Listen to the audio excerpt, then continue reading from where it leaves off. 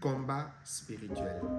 Avec tout ce que nous avons eu l'occasion de partager, les questions, les interrogations, il m'a semblé nécessaire de revenir sur quelques fondamentaux pour que nous puissions rester dans la victoire. Parce que nous sommes déjà dans la victoire. Amen. Nous devons être conscients, peut-être que nous ne sommes pas conscients, que nous avons un ennemi qui a des siècles d'expérience. Cet ennemi s'appelle le diable. Il connaît l'être humain, il connaît la parole écrite, pas la parole inspirée de Dieu.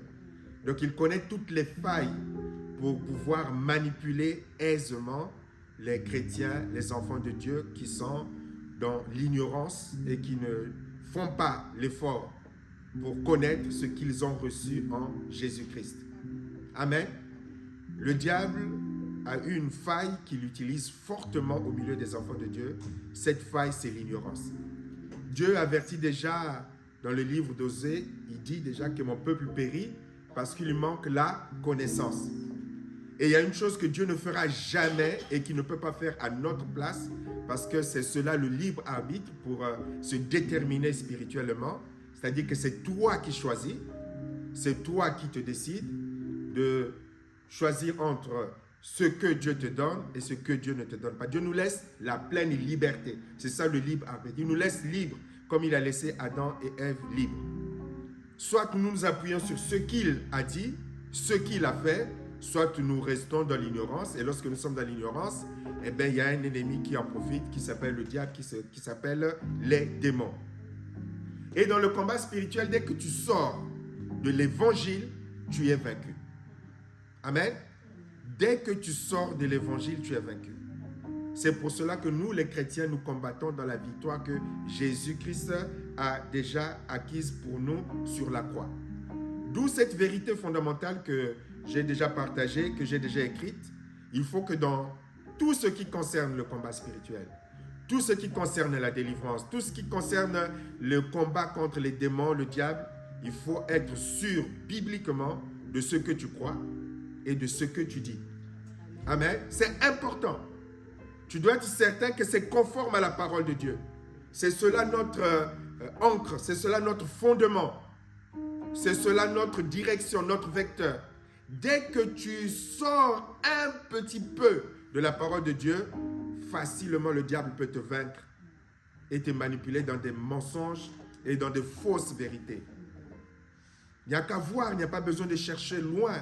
Regardez comment est-ce que ceux qui sont dans des ministères dits de combat spirituel ou de délivrance, qui combattent, qui sont censés avoir la connaissance pour vaincre le diable, regardez comment est-ce qu'ils sont dans la confusion.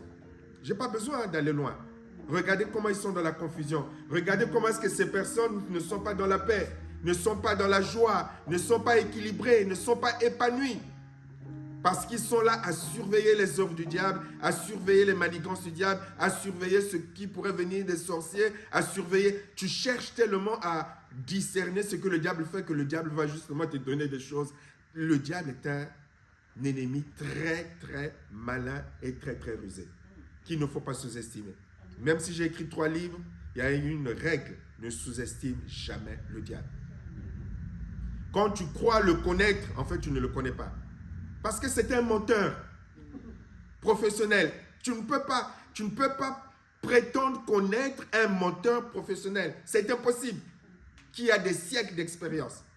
Et donc, lorsque certains qui ont été dans le royaume des ténèbres viennent vous enseigner ou dire des choses sur le diable, mais étant un menteur, un manipulateur, vous pouvez être sûr qu'il ne vous a pas livré tout ce qui le concerne. Il vous a livré qu'un peu pour vous manipuler. Mais malheureusement, ces gens viennent après partager leurs expériences dans le royaume des ténèbres. Beaucoup disent, j'étais le tenant du diable, j'étais la fiancée du diable, j'étais le conseiller personnel du diable, et voilà, je vais vous livrer ce secret. Mais un menteur professionnel ne va jamais te livrer ce secret, parce qu'il sait que s'il te les livre, tu vas te retourner contre lui. Amen.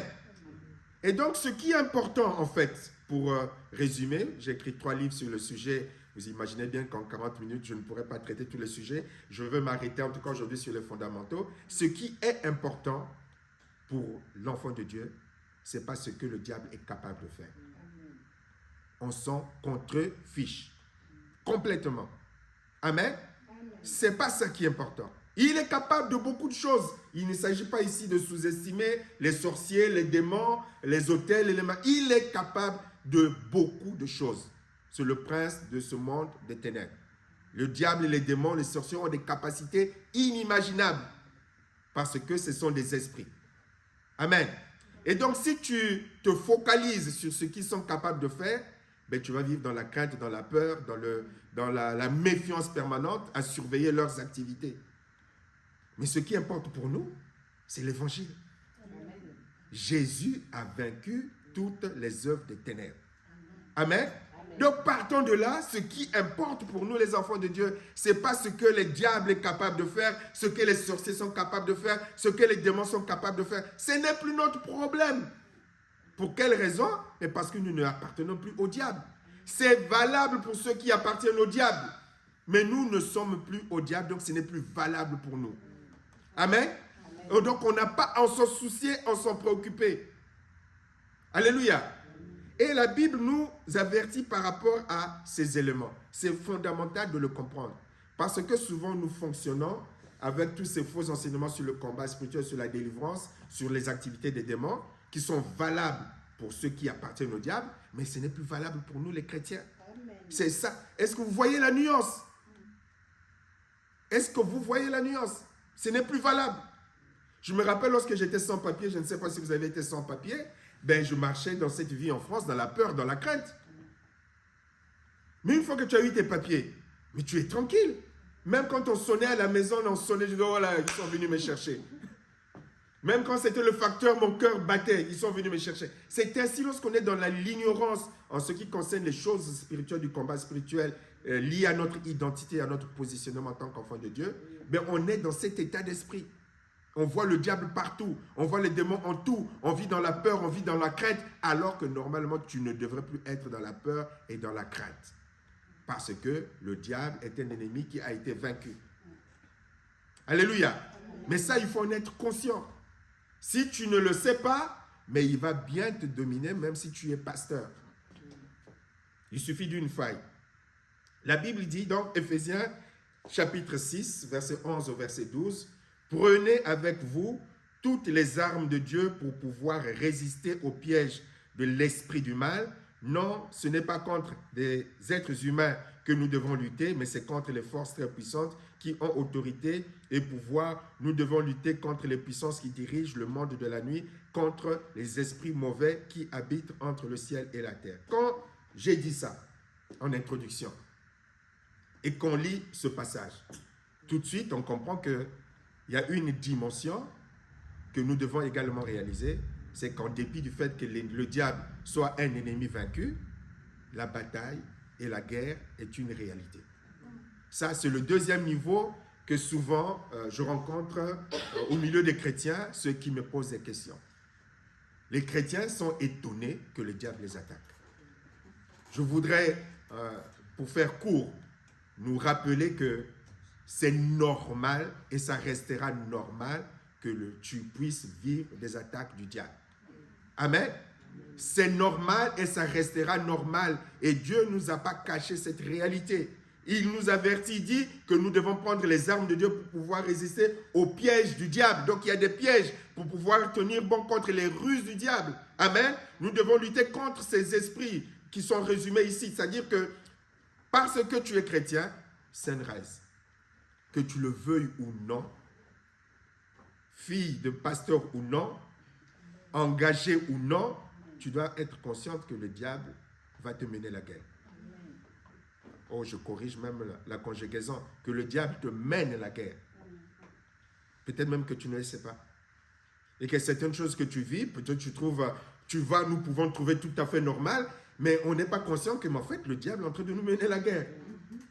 Donc, on va chercher d'autres raisons peut-être physiologiques, d'autres raisons peut-être administratives, d'autres raisons, mais le diable a décidé, que tu le veuilles ou pas, pasteur Guy Rémy ou pas, de nous mener la guerre. Cette nuit, j'ai eu une bataille aussi spirituelle. Et j'ai eu mon attaque spirituelle. Mais malheureusement, quand ces genres d'attaques arrivent, les chrétiens sont désemparés sont désarçonnés, sont bouleversés et se posent des questions pourquoi le diable m'attaque. Dieu n'a pas dit ici que le diable va t'attaquer parce que tu as péché. Amen. Il n'y a pas besoin d'avoir péché pour que le diable t'attaque. Il faut qu'on le sache. C'est normal. Il n'y a pas question que c'est parce qu'il y a des réclamations, encore une fausse idée, en ce qui concerne les chrétiens. Nous verrons peut-être tout à l'heure. Il n'y a pas question que j'ai, peut-être c'est l'autel de la famille, peut-être que je ne sais pas trop quoi, c'est pour cela que ça arrive, mais pourquoi ça m'arrive? C'est normal. Parce que c'est une bataille spirituelle dans laquelle nous sommes engagés, qu'on le veuille ou pas. Amen. Donc ne pas s'interroger, mais pourquoi je suis attaqué, pourquoi je vis ces choses, pourquoi? Mais dans la vie spirituelle chrétienne, c'est des choses que tu seras appelé à vivre, obligatoirement. Regardez l'exemple de Jésus, je préfère le dire maintenant, je ne l'ai pas noté, sinon je vais l'oublier. La Bible dit quoi?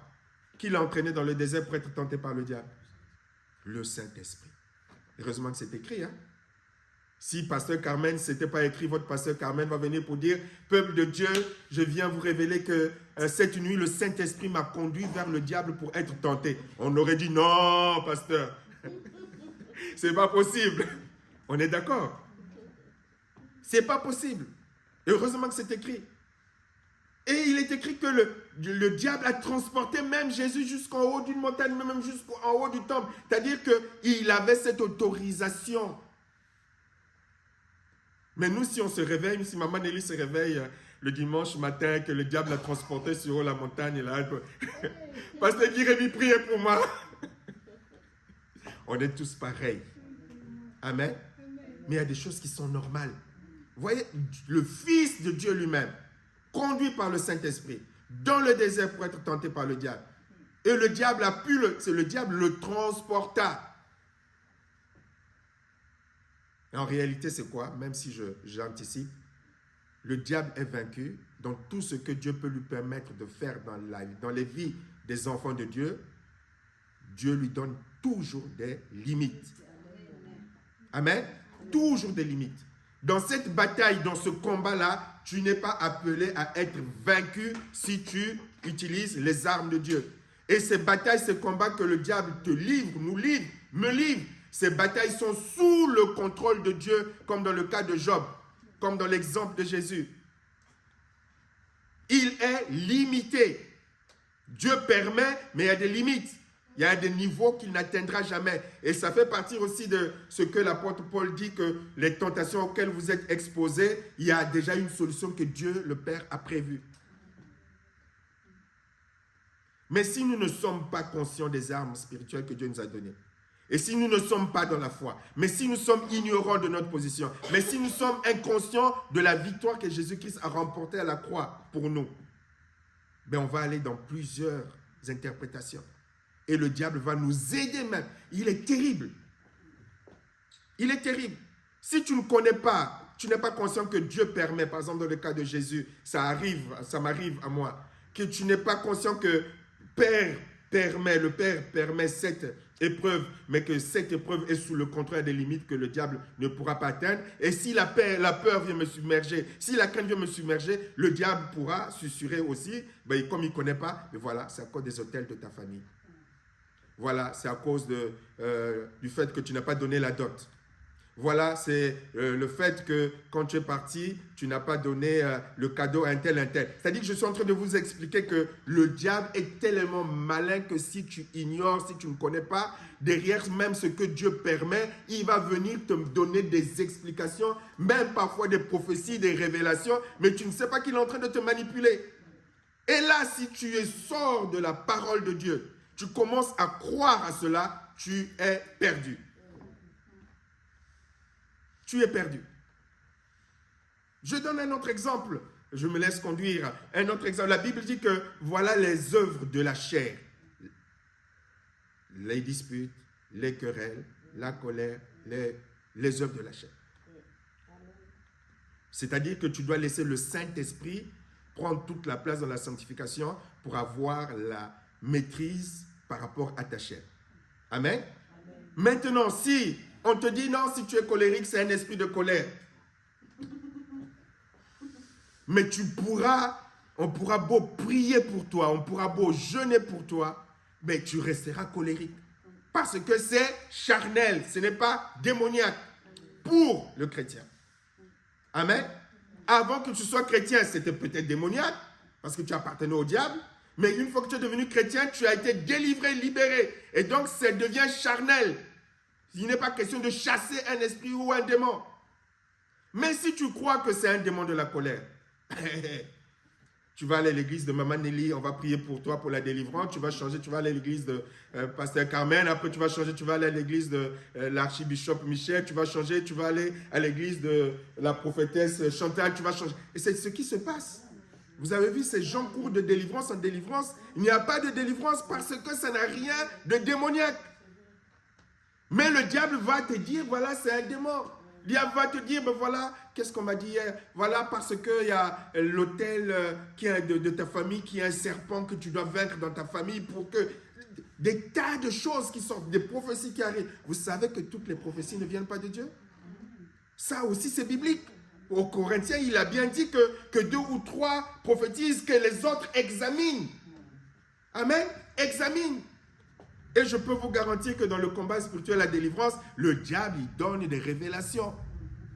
Qui parfois, si tu n'es pas attentif, il prépare tellement le terrain que tu vas prendre les éléments d'information que tu as eu pour dire, oui, c'est vrai finalement. Mais en fait, il est en train de te mettre dans la poche depuis longtemps. Depuis longtemps. C'est un maître, c'est-à-dire qu'il a préparé son coup des mois auparavant. Il a semé des éléments pour que lorsqu'il va arriver au point final, focus, tu puisses te dire, ah oui, il y a eu ça lundi, il y a eu ça lundi, j'étais là-bas, il y a un... Et donc, si tu n'examines pas ce qu'on te dit à la lumière de la parole de Dieu, pour dire, non, non, non, non, ce n'est pas conforme à ce que Dieu me dit en tant que son enfant, parce que la Bible dit que si tu n'es pas capable de faire ça, tu es mort. Tu es mort. Amen. Tu es mort. Tu rêves quelqu'un qui est mort, le diable fait que tu rêves de quelqu'un qui est décédé déjà dans ta famille, et puis quelqu'un d'autre va dire, ah, tiens, j'ai eu, Guy Rémy, tiens, j'ai rêvé de toi, il y avait comme un cercueil, comme un... Oh, tu as vite tiré la conclusion. Esprit de mort. Enfin bref, j'essaie de vous expliquer qu'on a un ennemi qui est vraiment, vraiment malin. Très ingénieux. Et ce qui va nous protéger, ce qui va te protéger, c'est ce que la Bible dit de toi. Amen. Pour que tu sois capable de lui dire, non, non, non, non, non, ce n'est pas possible. Ce n'est pas possible. Comme cette histoire, le diable a volé mes bénédictions. Mais quel pouvoir il a de voler les bénédictions que Dieu t'a données? Amen. Quel pouvoir? Quel pouvoir? Quand je parle comme ça, je vous donne le droit après d'écrire même dans le groupe La Main d'Association. Si vous n'êtes pas d'accord, si vous avez des machins, je suis toujours disposé à discuter, à parler. Mais il n'a aucun pouvoir sur les enfants de Dieu. Sauf ce que j'avais dit, la Bible dit qu'il rôde comme un lion rugissant. Donc si tu restes dans l'enclos, il n'y a pas de problème. Maintenant, si tu sors de l'enclos pour aller vivre dans le monde avec les choses de Dieu, tu vas les perdre. Mais ce n'est pas l'ennemi qui a eu le pouvoir de venir dire, Guy Rémy, Dieu t'a donné telle bénédiction, je viens te l'arracher. Il n'a pas ce pouvoir. Parce que toi-même, tu as le pouvoir de lui dire non. Amen. En Jésus-Christ. Et lui-même, il sait qu'il ne peut pas. Lui-même, il sait qu'il ne peut pas, mais il va te manipuler. Je donne un exemple qui me vient. Vous savez que normalement, les policiers n'ont pas le droit de prendre vos papiers, sauf s'il y a vraiment un ordre judiciaire de prendre vos papiers pour vérifier votre identité. Mais ils n'ont pas le pouvoir. Ils vous disent, montrez-moi vos papiers. Mais si tu leur tends les papiers, vous leur donnez le droit de prendre vos papiers. Vous me suivez? Ils n'ont pas, il y a des choses, ils n'ont pas le droit. Et eux, ils le savent, donc ils vous parlent. Mais toi, comme tu ne comprends pas où tu es dans la peur, dans la crainte, tu tends tes papiers. Ben non, tu n'as pas demandé tes papiers. Mais là, vous leur donnez le droit, puisque tu as tendu. Tu ne peux même pas aller dire à la justice, non, mais ils n'avaient pas le droit. Non, non, non, mais vous nous les avez tendus. On a pris. Parfois, c'est dans un élément de langage que se trouve la nuance. Je parle devant des éléments, avec des gens qui sont dans le droit. Se trouve la nuance. Tu donnes les droits à cause de ton ignorance parce que dans la précipitation, tu n'as pas discerné. Amen. Donc c'est vraiment important. Dans Apocalypse 12, 17, il est écrit « Et le dragon fut irrité contre la femme, il s'en alla faire la guerre au reste de sa postérité, à ceux qui gardent les commandements de Dieu et qui ont le témoignage de Jésus. » Si tu as le témoignage de Jésus, la guerre est là. Ma grande, si tu ne lis pas la Bible, si tu ne pries pas, si tu ne jeûnes pas quand Dieu te le demande, si tu, le diable ne va pas dire « Ah, on va la laisser tranquille, c'est juste Elena, quoi. Elle a encore... » Non, non, non, il n'y a pas d'âge avec le diable. Il n'y a pas d'âge. Amen. La guerre est là. La guerre est là. Nous sommes en guerre. Et donc, lorsque le diable vient t'attaquer, apprends à ne pas être surpris. C'est normal. Les pourquoi, ça n'a pas de sens. Tu es en guerre. Amen. Tu es en guerre. Et il utilisera tous les moyens. Il y aura des moments où il y aura un peu d'accalmie, et puis il y aura des moments où tu seras en combat intense, comme nous allons lire tout à l'heure. Intense. Et puis il y a des moments encore d'accalmie, et puis des moments intenses. Il est toujours là. Il va utiliser d'une manière ou d'une autre. Il sait comment attaquer. Et les pasteurs, pasteur Carmen, on va chercher tous les moyens. Parfois, il pourrait vous le dire, comment est-ce qu'on peut utiliser les gens indirectement pour t'empêcher de prêcher. C'est pareil pour tous les pasteurs, pour tous ceux qui ont... Pour venir chanter, il y a des trucs qui arrivent bizarres. Mais si tu ne sais pas être à l'écoute du Saint-Esprit, tu es perdu. Et il est méchant. Amen. Il est méchant. Amen. C'est terrible. Mais c'est normal. Quand tu apprends que c'est normal et que tu as anticipé cela, que Dieu t'a enseigné cela, mais tu regardes ce que le diable fait, tu te remets à Dieu, tu restes calme, tu restes tranquille. Voilà, tu sais, Seigneur, c'est la bataille, c'est normal, mais c'est sous contrôle, en ton temps, ça finira. Mais c'est moi qui dois veiller à ne pas tomber dans les pièges du diable. Amen. C'est moi qui dois veiller à ne pas tomber dans les pièges du diable. C'est terrible, hein? Quand il veut nous avoir, quand il veut te piéger, si tu n'es pas attentif. Donc, la bataille est normale. Directe ou indirecte. Qu'il utilise ta femme, ton mari, tes enfants, tes amis, ton voisinage. Si tu n'as pas le discernement, tu ne sauras pas comment est-ce qu'il a placé les pions comme dans le jeu d'échecs. Il a placé. Et il attend juste que tu tombes là pour dire échec et mat. Quand tu te réveilles, tu dis, ah, mais c'est pas possible. Alléluia. C'est pour cela que nous ne pouvons nous confier qu'en Dieu. Qu'en Dieu. Lorsque l'apôtre Paul dit qu'il avait le projet d'aller voir, je ne sais plus, je crois que c'est les Philippiens, il dit que 2 ou 3 fois le diable m'en a péché, et il dit, chaque jour nous prions Dieu. Amen. Il n'a pas prié contre les démons d'opposition, des machins, toutes choses. Il savait que si le diable s'opposait en tant que serviteur de Dieu, si le diable s'opposait, c'est que Dieu avait permis. Et donc, celui qui peut débloquer les choses, c'est Dieu. Il n'y a pas à lutter contre le diable au nom de Jésus. Je te lis, sors de ma route, je dois aller évangéliser. Non. Tu n'as pas ce pouvoir. Comme Jésus le dira à Pilate, tu n'aurais pas ce pouvoir si cela t'avait été donné.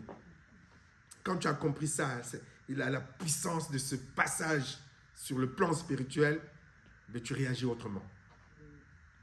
Amen. Tu réagis autrement. L'apôtre Paul dira, 2 ou 3 fois le diable m'en a empêché. Chaque jour, nous prions Dieu. Il prie Dieu, il ne prie pas le diable. Toi, ce n'est pas toi le problème. Tu n'es rien. Toi, tu n'as été utilisé que parce que Dieu sait que ce n'est pas moi qui dois y aller. Parce qu'après, il dira plus tard que j'ai envoyé vous là, avec toute son équipe. Et il va comprendre que Dieu n'est pas dans cette volonté-là. Et finalement, il va envoyer Timothée. C'est pour cela que je me suis empressé, je crois, d'envoyer Timothée ou Épaphrodite. Il a compris qu'il n'avait pas lui à partir, qu'il fallait juste envoyer un membre de son équipe. Mais il ne va pas prier contre les démons ni contre le diable. Amen. Donc, la guerre, elle est tout à fait normale. 1 Pierre 5, 8, 11. Qui dit donc ceci. Soyez sobres, veillez, votre adversaire le diable rôde comme un lion rugissant, cherchant qui il dévorera. Résistez-lui avec une foi ferme, sachant que les mêmes souffrances sont imposées à vos frères dans le monde. Le Dieu de toute grâce qui vous a appelé en Jésus-Christ à sa gloire éternelle, après que vous aurez souffert un peu de temps, vous perfectionnera lui-même, vous affermira, vous fortifiera, vous rendra inébranlable. À lui soit la gloire, la puissance au siècle des siècles. Alléluia. Il y a toute la leçon spirituelle qui est là. On voit que Dieu a un but dans l'usage qu'il fait de l'adversaire. Il nous avertit déjà que le diable est comme un lion rugissant, cherchant qui il veut dévorer. Donc, il faut rester dans la bonne communion avec Dieu. Soyez sobre. Pas être agité, pas être perturbé, pas être déconcentré. Parfois, on vit, hein, tu vis comme si le monde sur cette terre, c'était ta maison. Tu n'es même pas conscient du combat spirituel. Mais il dit, soyez sobre, veillez, priez, comme disait Jésus. Parce que le diable rôde. Il rôde. Il cherche à dévorer.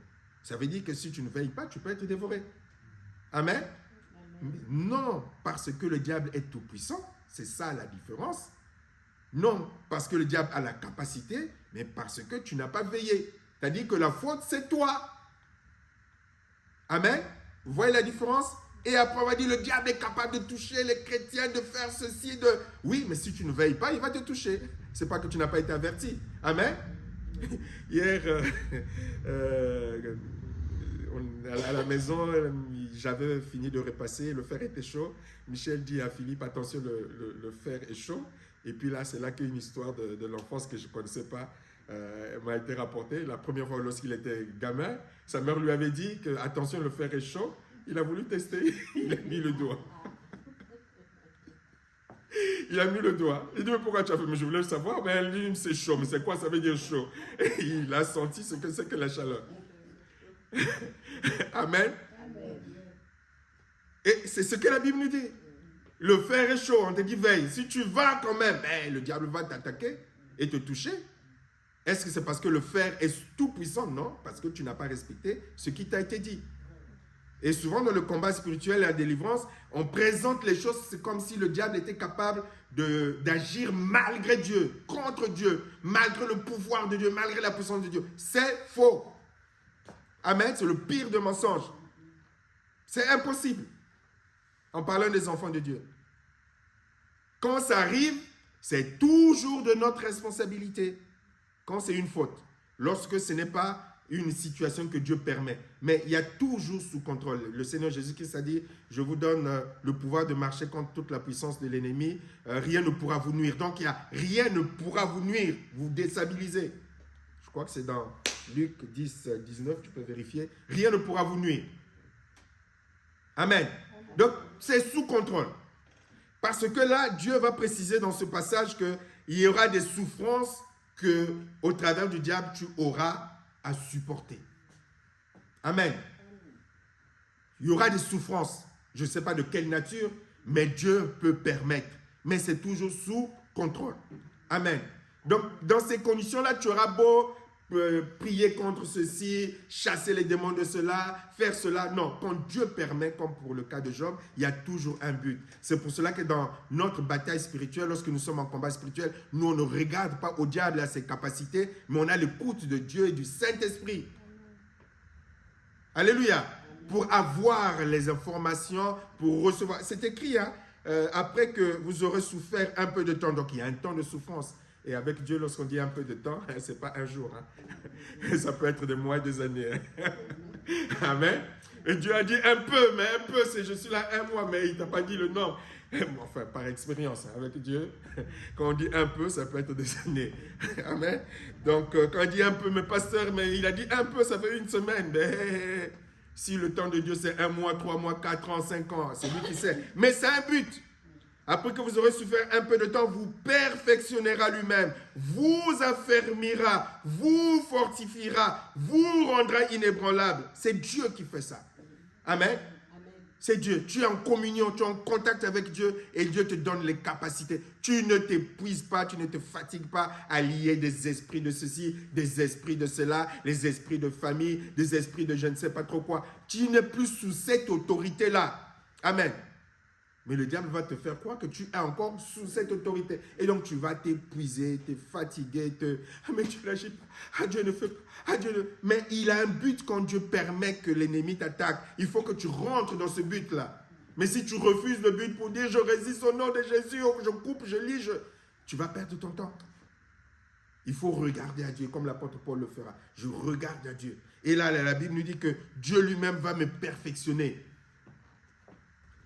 Il y a des attaques que Dieu va permettre pour que tu apprennes à résister spirituellement. Amen. C'est une des failles, hein, une des défaillances. Tout ce qu'on nous a appris, c'est que ça arrive. Au nom de Jésus, j'envoie le feu. Au nom de Jésus, je coupe. Au nom de Jésus, le sang. Au nom... Mais non, mais ce n'est pas ça le combat spirituel. Pour un enfant de Dieu, tu es dans la présence de Dieu. Il ne s'agit pas de chasser, de chasser, de chasser. Dieu veut t'enseigner. Il veut t'enseigner. Il veut te perfectionner. Il veut te rendre inébranlable. Donc, tu dois être à son écoute. Le combat spirituel, ce n'est pas la peur, ce n'est pas la crainte des enfants de Dieu, je parle. Ce n'est pas la crainte, ce n'est pas la peur, ce n'est pas l'agitation. Mais c'est être à l'écoute. On est calme. Tout est sous contrôle. Amen. Tout est sous contrôle. Vous pensez bien que si ce n'était pas sous contrôle, est-ce qu'on viendrait même le dimanche à l'église? Il y a longtemps que Pasteur Carmel, le diable s'en serait débarrassé. Amen. Amen. Même lorsque nous avions commis des péchés les plus graves, Dieu n'a pas permis que le diable nous tue, ou nous massacre, nous achève.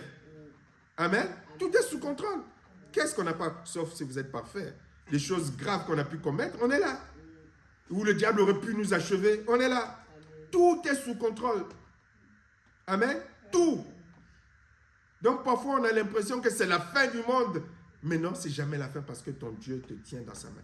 Il y a tellement de passages, je ne peux pas vous les citer, bon, vous avez les 3 livres, si vous ne pouvez pas acheter, je vous les offre. Il y a tellement de passages de Dieu qui viennent te rassurer. Ne perds pas ton temps, les sorciers, les machins. Oui, ils existent. Mais je ne leur appartiens plus.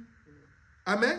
Colossiens 1, 12, 13. Rendez grâce au Père qui vous a rendu capable d'avoir part à l'héritage des saints dans la lumière, qui nous a délivrés de la puissance des ténèbres et nous a transportés dans le royaume du Fils de son amour.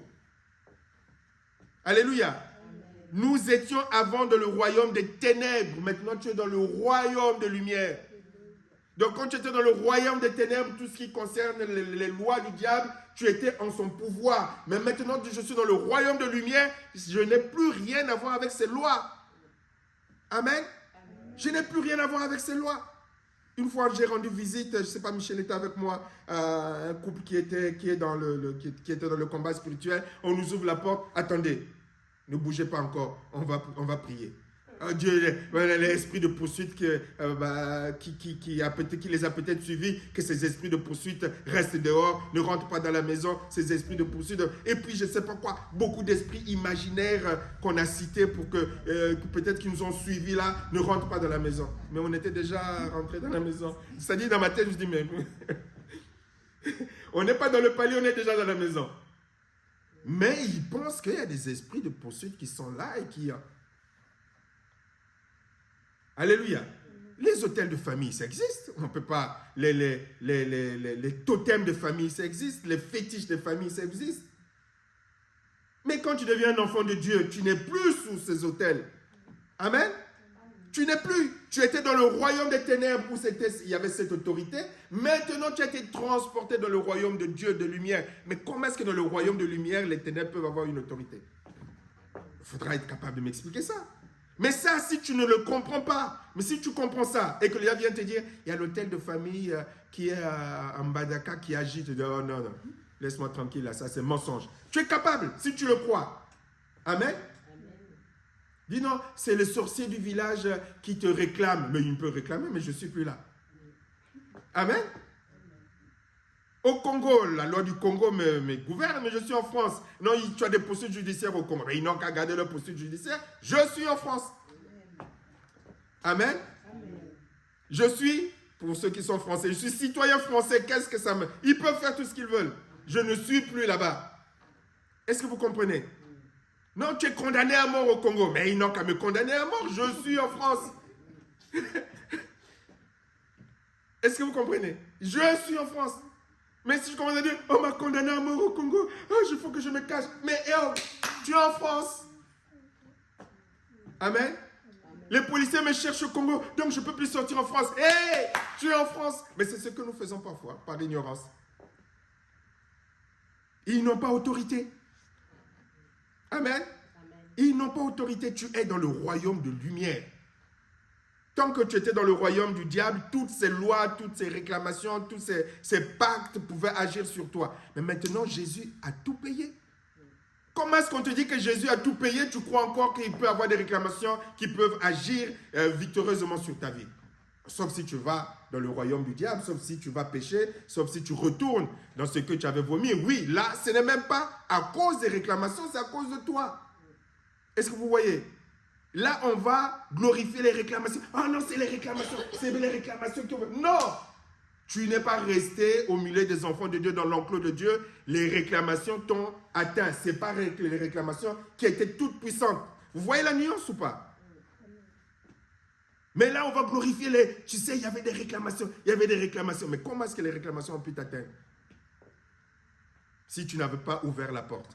C'est ce qu'on dira à Ananias et Saphira. Il dira, mais comment est-ce que le diable a pu entrer dans ton cœur?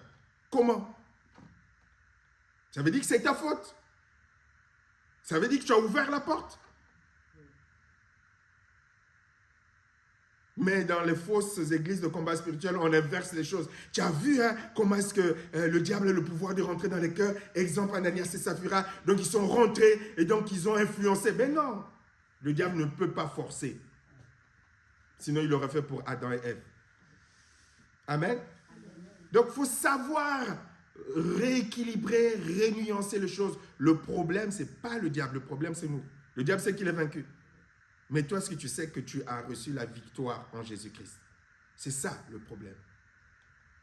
Et ce que la Bible dit de toi. La Bible nous dit, Jean 1,12, certains pourtant l'ont accueilli et à ceux qui l'ont reçu, il a été accordé le pouvoir de devenir enfant de Dieu. Amen. Le privilège, disent certaines versions, de devenir enfant de Dieu. Un enfant de Dieu qui vit dans la peur des démons, des sorciers, des malédictions, de ce qu'ils sont capables de faire. Enfant de Dieu. Amen. Sauf si dans ta foi, tu as une mauvaise vision de Dieu.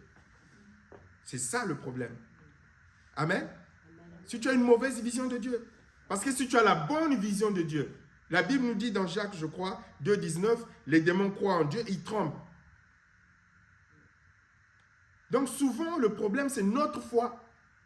Et la foi, c'est le bouclier de la foi, afin d'éteindre les traits enflammés du malin, nous dit la Bible.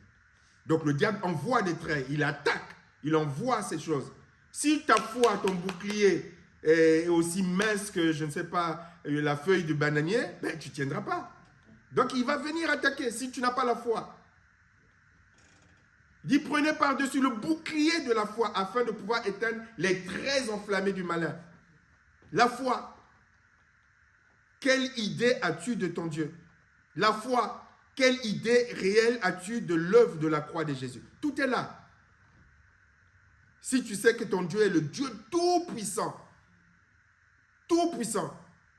et devant lequel le diable ne peut même pas un peu résister. Si tu crois vraiment que Jésus-Christ est venu détruire les œuvres des ténèbres et que tu as été transporté dans le royaume du Fils. Si tu crois que Ephésiens 2,6, la Bible dit qu'il nous a fait asseoir ensemble dans les lieux célestes en Jésus-Christ. Donc si tu crois que tu es assis dans les lieux célestes en Jésus-Christ. Si tu crois, Colossiens 3,3, la Bible dit que notre vie est cachée avec Christ en Dieu. Ta vie est cachée avec Christ en Dieu.